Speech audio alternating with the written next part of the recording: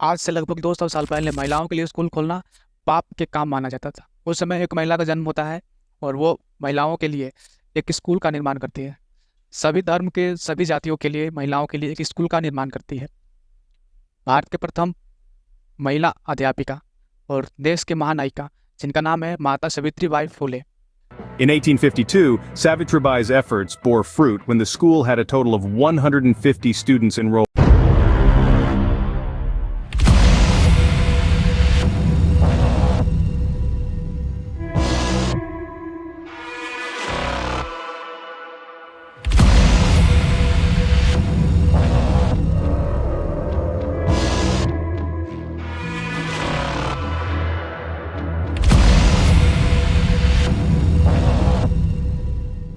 स्वागत है आप सभी का हमारे इस यूट्यूब चैनल में।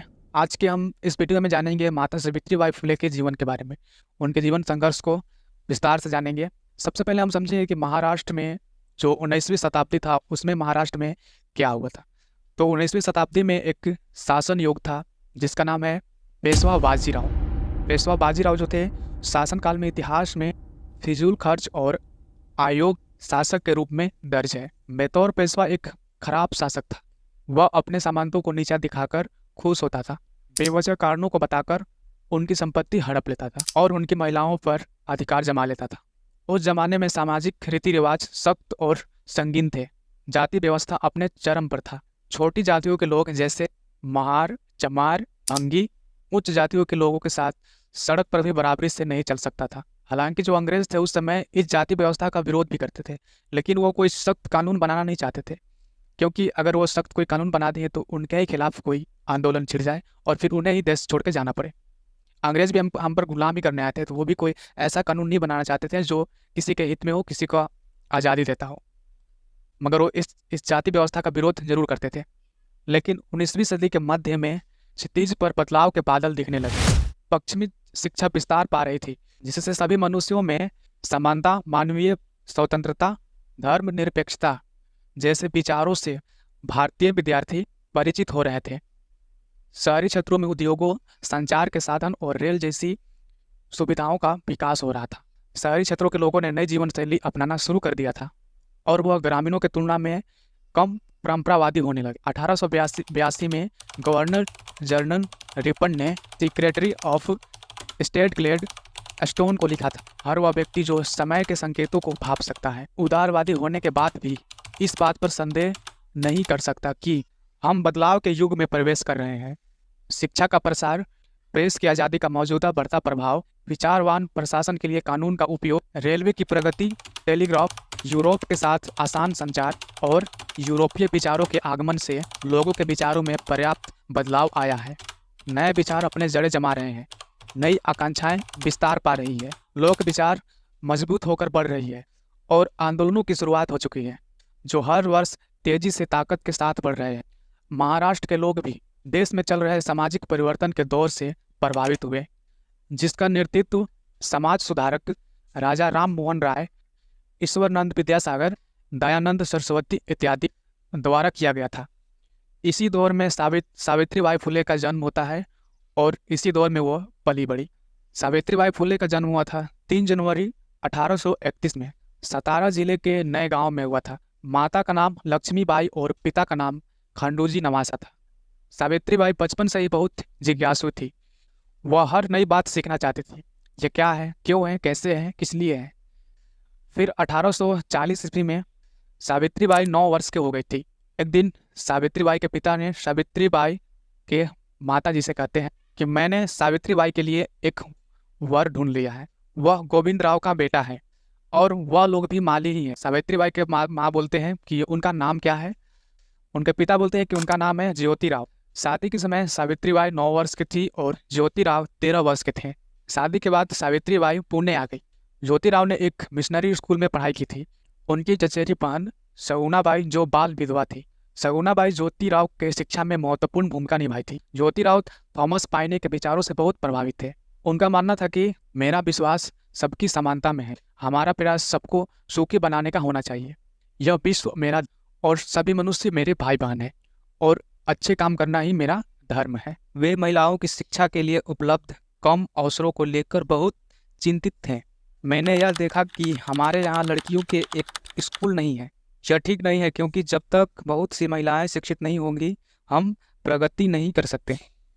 हमें लड़कियों के लिए एक स्कूल खोलना चाहिए।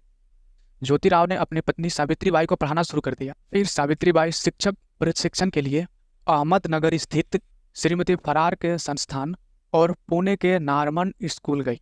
1848 में ज्योतिराव और सावित्रीबाई ने पुणे के भिंडेवाड़ा में लड़कियों के लिए एक स्कूल खोला। सावित्रीबाई उसकी प्रधान अध्यापिका बन गई।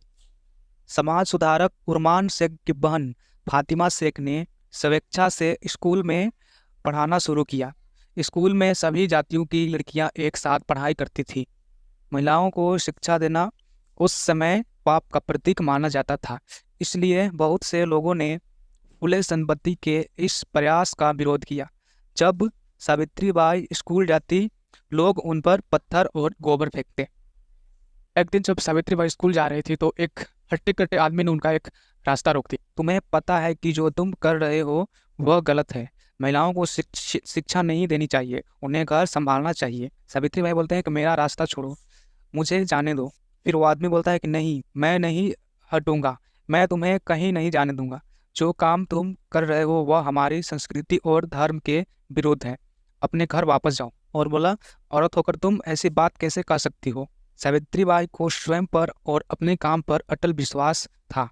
रोज रोज मिलने वाली धमकियों और सामाजिक विरोध भी उन्हें उनके संकल्प से नहीं छिगा पाए। तिलक जैसे राष्ट्रवादी व्यक्ति ने भी उस समय महिलाओं का शिक्षा का विरोध किया था। अपना विरोध बताने के लिए लोगों ने ज्योतिराव के पिता गोविंद राव से भी बात की। उन्होंने गोविंद राव पर दबाव बनाया कि वह फुले दंपति को अपना काम बंद करने के लिए कहे, नहीं तो उन्हें अपने घर से निकाल दें। तुम्हें यह स्कूल बंद कर देना चाहिए। सभी लोग इसका विरोध कर रहे हैं, चाहे कुछ भी हो जाए हम इसे बंद नहीं करेंगे। तो अपनी पत्नी के साथ जहाँ चाहो वहाँ चले जाओ, हम अब साथ नहीं रह सकते। अपने सिद्धांत पर अटल और अडिग ज्योतिराव ने सावित्रीबाई के साथ पिता का घर हमेशा के लिए छोड़ दिया। फुले दंपति का शिक्षा का प्रयोग गति पकड़ रहा था। हम भाग्यशाली हैं, हमारे स्कूल के पास पर्याप्त संसाधन है। इसके लिए हमें अपने शुभचिंतकों का धन्यवाद करना चाहिए। अभी मेजर केनेडी ने कुछ किताबें भी भेजी हैं। हमें अब दूसरा स्कूल भी खोलना चाहिए। उस्मान शेख ने प्रस्ताव दिया है कि इसके लिए हम उनके घर का इस्तेमाल कर सकते हैं। स्कूल कमेटी की रिपोर्ट। स्कूल की आर्थिक स्थिति खराब होने के कारण शिक्षकों को कम वेतन पर रखना बाध्यता है, जिसके कारण जैसे ही उन्हें अच्छे वेतन का कोई अवसर मिलता है वे यहाँ से काम छोड़ देते हैं। स्कूल की प्रधानाध्यापिका सावित्रीबाई अकेली स्वयंसेवी हैं, जो बिना वेतन की चिंता किए महिलाओं की शिक्षा के उद्देश्य में संकल्प के साथ जुटी हुई है। पूना संडे ऑब्जर्वर 29 मई 1852 में प्रकाशित रिपोर्ट। ज्योतिराव के स्कूल में लड़कियों की संख्या सरकारी स्कूल में पढ़ रहे लड़कों की संख्या से 10 गुना है। इसका कारण उस स्कूल में पढ़ाने की परिस्थिति लड़कों के स्कूल से कई गुना बेहतर है।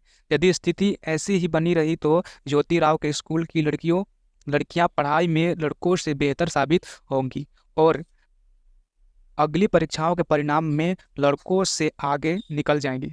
यदि शासकीय शिक्षा बोर्ड इस स्थिति में सुधार के लिए कोई प्रयास नहीं करता है तो इन लड़कियों की उपलब्धि को देखकर लड़कों को शर्मसार होना पड़ेगा।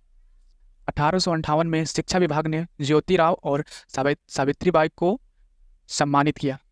उसके बाद फुले दंपति ने पुणे में कई स्कूल खोले। उन्होंने बाहर से पढ़ने आने वाले बच्चों के लिए पुणे में एक छात्रावास भी खोला। उस समय को याद करते हुए वहां रहने वाले एक छात्र लक्ष्मण कारडी जाया ने लिखा, मैंने सावित्रीबाई जैसी दयालु और ममतामयी स्त्री कभी नहीं देखी। वह हमें इतने प्यार करती है जितना कोई माँ भी नहीं कर सकती। एक और छात्र महादू सहादू वाघले ने लिखा, सावित्रीबाई बहुत कृपालु और दयालु स्त्री थी। वह गरीबों और जरूरतमंदों लोगों की हमेशा मदद करती थी। वह सबके भोजन का ध्यान रखती थी कि सबको खाना मिल जाए। वह गरीब स्त्रियों को अपनी साड़ियाँ दे देती थी ताकि उनका शरीर ढका रहे। ज्योतिराव बोलते हैं कि हमें इतना खर्च नहीं करना चाहिए। सावित्रीबाई बोलती है कि हम अपने साथ क्या लेकर जाएंगे। सावित्रीबाई शोषित विधवाओं को देखभाल करती और प्रसव में उनकी मदद करती। एक दिन घर आते समय ज्योतिराव ने देखा कि एक विधवा आत्महत्या का प्रयास कर रही है। ज्योतिराव बोलते हैं कि रुको, तुम ऐसा क्यों कर रही हो? वो औरत बोलती है, तुम नहीं समझोगे। फिर बोले, तुम मुझे बताओ, शायद मैं तुम्हारी कोई मदद कर सकूं। फिर वो औरत बोली, मैं गर्भ से हूँ, यह जानते ही समाज मेरा जीना दुष्भर कर देगा। इससे अच्छा है कि मैं खुद को इस अजन्मे बच्चे के साथ ही खत्म कर लूं। मैं और मेरी पत्नी तुम्हारी तरह की पीड़ित स्त्रियों के लिए एक आश्रम गृह चलाते हैं। तुम मेरे साथ आओ, तुम हमारे साथ रह सकती हो और अपने बच्चे को जन्म दे सकती हो। यहाँ कोई भी तुम्हें नुकसान नहीं पहुँचा सकेगा। सावित्रीबाई और ज्योतिराव ने इसी विधवा स्त्री के बच्चे को गोद लिया और उसका नाम उन्होंने यशवंत रखा। फूले दंपति ने अपने घर में ही वयस्क साक्षरता केंद्र शुरू किया। 1868 में सावित्रीबाई नया गांव में बीमारी के बाद आराम करने गई थी। उनका मानना था कि समाज में हो रहे किसी भी अन्याय से मेरा लेना देना है, इससे तुम्हारा भी लेना देना है। यदि सभी चुप रहेंगे तो यह समाज कभी नहीं बदलेगा। ज्योतिराव ने 1873 में सत्यशोधन समाज की स्थापना की, जिसका उद्देश्य शूद्र और गैर शूद्रों को ब्राह्मणों के धर्म ग्रंथों से मुक्ति दिलाना, उन्हें उनके अधिकारों के बारे में शिक्षित करना और धार्मिक मानसिक दासता से मुक्ति दिलाना था। समाज की घोषणा थी, सभी मनुष्य ईश्वर की संतान हैं। भगवान की पूजा के लिए किसी मध्यस्थ या पुजारी की जरूरत नहीं है। सावित्री संस्था की सक्रिय सदस्य थी। सावित्रीबाई ने सत्यशोधन विवाह की शुरुआत की, जो बिना किसी पुजारी के होता था।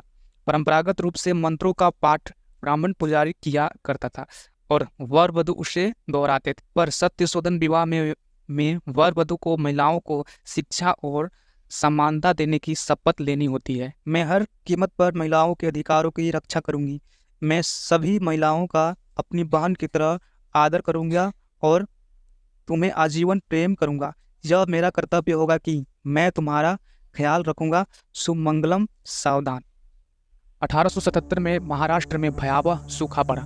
सावित्रीबाई ने इस सूखे स्थिति के बारे में ज्योतिराव को एक पत्र लिखा। 20 अप्रैल 1877। ओहुद जूनेर। सत्य का सारांश। परम आदरणीय ज्योतिबा, सावित्रीबाई का प्रणाम। 1876 भी गुजर गया, पर सूखा जल का तस अपने भयावह रूप में अभी भी है। पशु और मनुष्य भूमि पर तड़प तड़प कर दम तोड़ रहे हैं। भोजन और चारे का भीषण संकट है। लोग मजबूरी में अपना गांव छोड़कर जा रहे हैं। कुछ लोग तो अपने बच्चे और युवा लड़कियों तक बेचकर गांव छोड़ रहे हैं। नदियां, तालाब और सभी जल स्रोतों सूख रहे हैं। पीने के लिए पानी नहीं है।